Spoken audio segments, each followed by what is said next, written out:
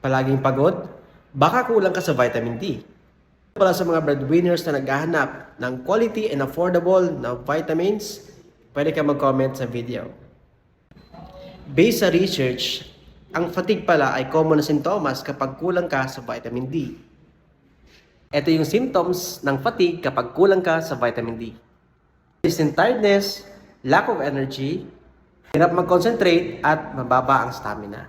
Ang muscles, muscle weakness at hirap makatulog. Tama dyan yung palagi may sakit at masakit ang ulo. Kapag na-experience mo to, mas maganda mag-consult ka sa doktor. Pwede mo ipa-check ang Ferndy sa doktor mo kasi ito ay approved ng FDA, merong halal at meron tong brand of the year for 5 consecutive years na. At the same time, nasa bukto na memes. Hayaan na tumagal yung ganitong pakiramdam kung merong solusyon naman. Kung gusto mo masubukan, comment down below. So, see you. Bye!